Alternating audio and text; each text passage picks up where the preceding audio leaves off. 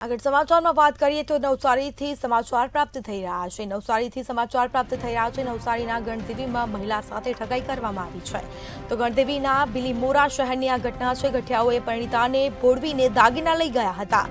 4 તોલાના દાગીના લઈને ગઠિયાઓ ફરાર થયા હતા। ગઠિયાઓ પરિણીતાને ભોળવીને દાગીના લઈ ગયા હતા તો આ મામલે કાર્યવાહી કરાઈ છે। પોલીસને જાણ પણ કરી દેવામાં આવી છે। પોલીસે ગુનો પણ દાખલ કર્યો છે અને કાર્યવાહી પણ હાથ ધરાઈ છે।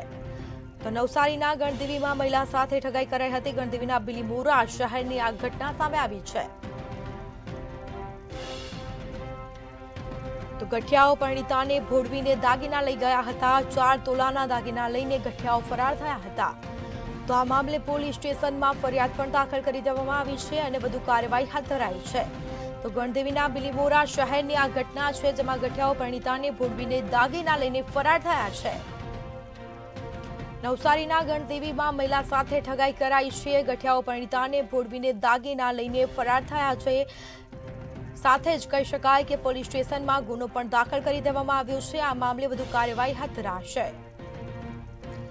તો સમગ્ર ઘટનાના સીસીટીવી ફૂટેજ પણ સામે આવી રહ્યા છે। સીસીટીવીના આધારે પોલીસે તપાસનો દોર શરૂ કર્યો છે તો આ મામલે વધુ કાર્યવાહી પણ કરાશે।